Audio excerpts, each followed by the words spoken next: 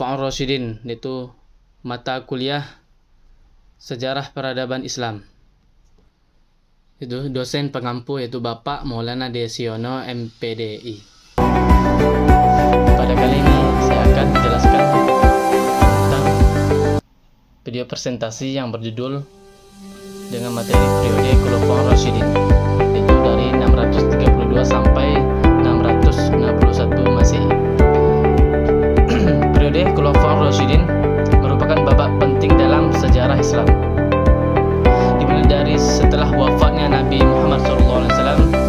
Empat khalifah Abu Bakar, Umar, Utsman, dan Ali memainkan peran krusial dalam membentuk dan mengembangkan masyarakat Muslim pada masa itu.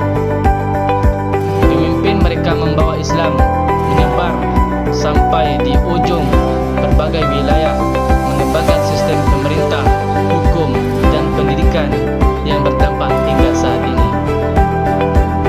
Karena Khulafaur Rasyidin ini adalah pemimpin setelah Rasulullah SAW wafat.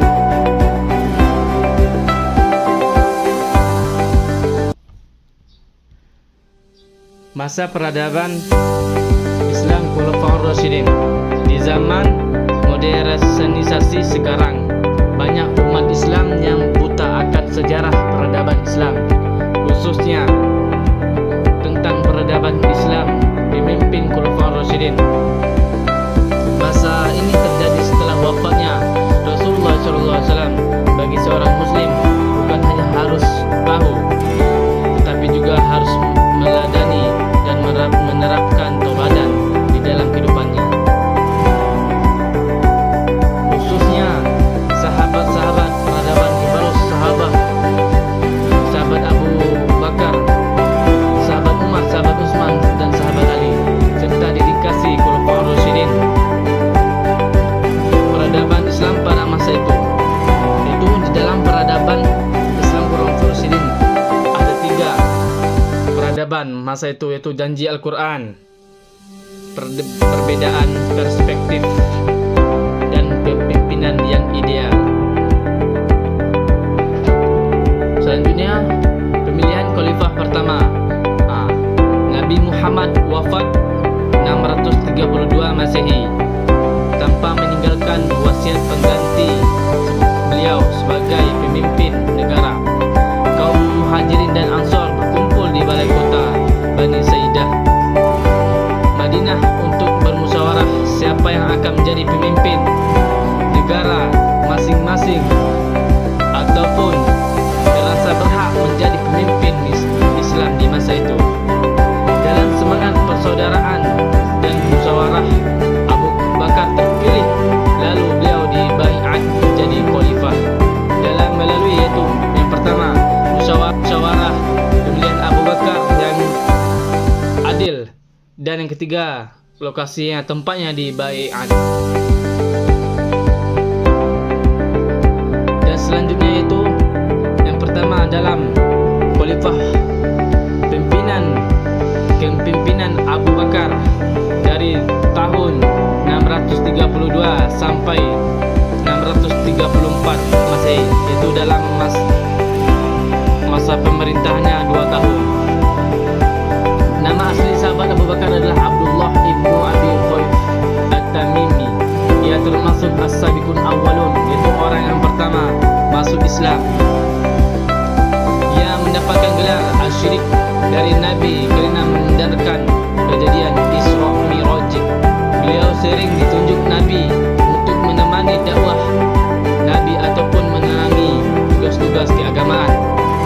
Pemilihan khalifah pengganti Nabi tidak disebutkan secara tersurat dalam berbentuk maupun hadis. Begitu juga Nabi tidak menyebutkan siapa akan menjadi pengganti beliau. Oleh kerana itu, setelah Rasulullah wafat pada tahun 632 Masehi, sahabat Abu Bakar terpilih sebagai khalifah pertama pengganti Nabi sebagai pemimpin negara, bukan sebagai Nabi dengan cara musyawarah dengan melalui perdebatan antara kaum Ansor dan kaum Muhajirin. Pada masa daerah kekuasaan umat Islam hampir mencakup seluruh Arab yang terpilih dari berbagai suku bangsa Arab. Dalam dua pilihan itu dasar pemilihan dan kepemimpinan demokratif. Dan masa Abu Bakar itu ada tantangan masa Abu Bakar.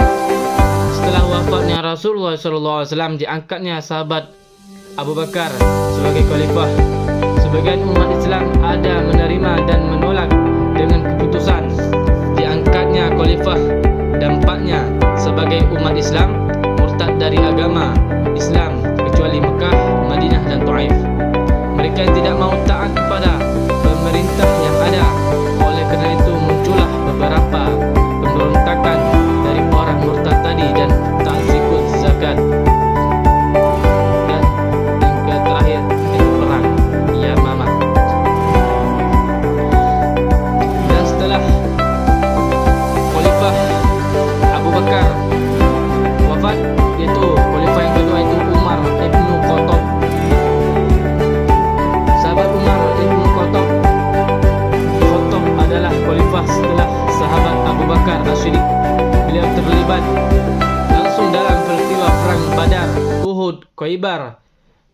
Beliau adalah khalifah yang hebat. Dalam kurun waktu 10 tahun beliau berhasil memperluas daerah kekuasaan Islam sampai Romawi, yaitu Syria, Palestina dan Mesir, dan juga Persia termasuk Irak dengan sistem pimpinan yang logis. Dalam masa beliau, Islam mengalami kemajuan baik dari segi agama, pendidikan, budaya, sosial, budaya, politik dan juga berbagai prestasi yang diraih. Beliau adalah sosok yang lemah lembut, bijaksana, pemberani dan pekerja keras. Segala pencapaian yang diraih oleh sahabat Umar itu menunjukkan bahawa beliau adalah pribadi yang handal dalam bidang ketatanegaraan. Sahabat Umar ibnu Khattab dapat memperluas wilayah kemajuan Islam, pimpinan yang logis, yang baik dan efektif. Dan selanjutnya, khalifah selanjutnya itu Utsman ibnu Affan, yaitu khalifah yang ketiga setelah sahabat Umar. Beliau dipilih atas dasar musyawarah tokoh majlis syuro yang sebelumnya sudah dibentuk oleh sahabat Umar. Bermusyawarah ini dilakukan di salah satu rumah dari anggota Majelis Syuro. Dalam bermusyawarah dilakukan di salah satu rumah anggota Majelis Syuro. Dalam musyawarah tersebut membuahkan hasil, yakni terpilihnya sahabat Utsman sebagai khalifah. Itu sahabat Abdurrahman bin Auf yang menjabat sebagai ketua dalam Majelis Syuro langsung mengumumkan baiat sahabat Utsman di hari itu juga. Kaum muslim berbagai tanggapan bahawa sahabat Utsman sangat cocok menjadi khalifah kerana kedekatan yang sangat baik dengan Rasulullah SAW. Sahabat Utsman ibnu Affan menjadi khalifah dari tahun 644 sampai 656 Masehi. Masa kepemimpinannya adalah 12 tahun, cukup lama dari khalifah-khalifah yang lainnya. Adalah masa pemimpin ini lama di antara semua khalifah Ar-Rasyidin, tetapi tidak semua pemerintahnya berjalan dengan baik dan lancar. Pada masa itu dibagi menjadi 2 periode, itu 6 tahun pertama yang baik dan yang 6 tahun periode yang buruk. Dan ada juga kondisi-kondisi periode yang sangat kacau.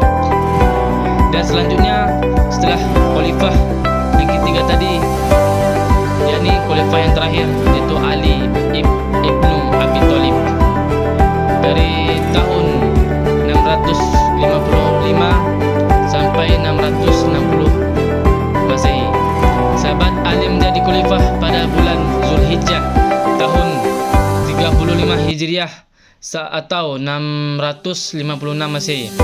Dalam kurun waktu 4 tahun 9 bulan, beliau banyak memecat gubernur yang sebelumnya diangkat menjadi menteri pemerintahan sahabat Umar Utsman sebelumnya. Banyak problem, masalah dan ketidakstabilan, dan juga ada beberapa orang tidak setuju dengan sistem pemerintah dan Sayyidah Aisyah. Mereka tidak setuju dengan pimpinan sahabat Ali dengan alasan bahwa Sayyidina Ali tidak mengusut tuntas peristiwa pembunuhan sahabat Utsman, dan inilah memicu adanya peperangan. Itu ada 3, perang Jamal, perang Siffin, dan yang terakhir muncullah peristiwa-peristiwa, muncullah aliran-aliran yang berbahaya.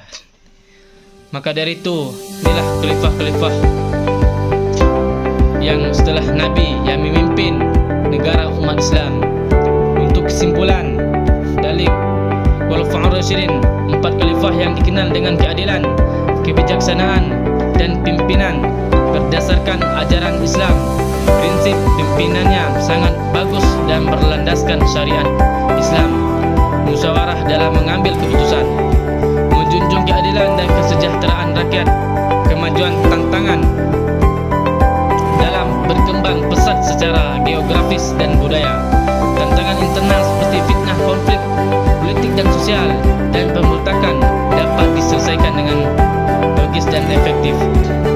Pentingnya persatuan dan toleransi dalam beragamaan, dan pimpinan yang adil dan bertanggung jawab membawa keberkahan bagi umat Islam. Cukup sekian video presentasi saya. Kurang dan lebihnya saya mohon maaf. Kepada Allah kita sama-sama mohon ampun. Hidup itu seperti air yang mengalir, harus mencerminkan, menguatkan pribadi kita yang pantang menyerah dan berpendirian. Cukup sekian presentasi saya.